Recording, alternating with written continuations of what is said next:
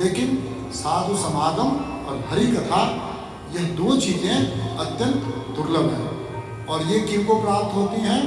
जिनके पाप या तो नष्ट हो गए हैं या वो अपने पाप को नष्ट करने के प्रयास में लगे हुए हैं। तो पाप नष्ट करने का पहला तरीका क्या है कि बिना भगवान को भोग लगाए हमको भोजन नहीं करना चाहिए। और भगवान को भोग लगाने के लिए क्या जरूरी है कि हम जितनी भी तामसी वस्तुएं हैं उसका परित्याग कर दें। जैसे मुख्य रूप से लहसुन, प्याज, मसूर की दाल, है ना, मसूर, ये सब चीजें भगवान को भोग नहीं लगती हैं। तो हम वही वस्तु बनाने किचन में जो कि हम भगवान को भोग लगा सकें। और दूसरा पाप नष्ट करने का तरीका क्या है? हर महीने में 2 हरिवासर तिथि आती है जिसको कहते हैं एकादशी। तो एकादशी तिथि का व्रत 8 वर्ष से लेकर के और 85 वर्ष की आयु के बीच में जितने भी हैं, बच्चे से लेकर के वृद्ध तक, सभी स्त्री पुरुष को महीने की दोनों एकादशी व्रतों को अवश्य करना चाहिए। एकादशी में मुख्य रूप से एकादशी के दिन किसी भी प्रकार के अन्न का भोजन परित्याग करना चाहिए और हमको फल, दूध, जल इत्यादि लेकर के उस दिन को बिताना चाहिए और भगवान का नाम कीर्तन, जप इत्यादि उस दिन करना चाहिए।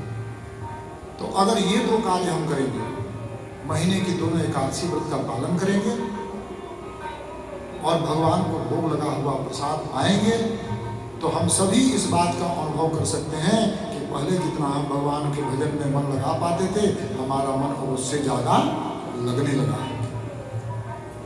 और हरे नाम एव केवलम कलौ नास्तेव नास्तेव नास्तेव गतिरन्यथा।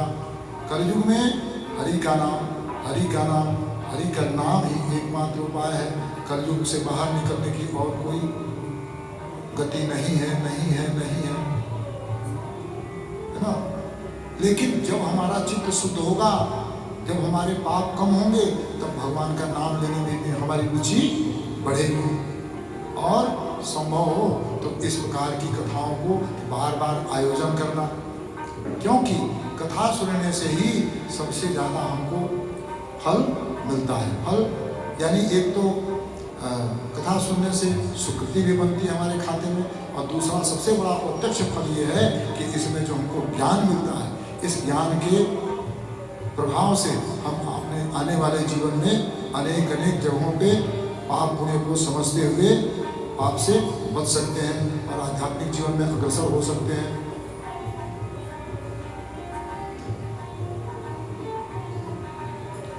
तो ये सांतंतगतं पापम जनानां पुण्यकर्मणां ते द्वन्द्वमोह निर्मुक्ता भजन्ते मां दृढव्रताः।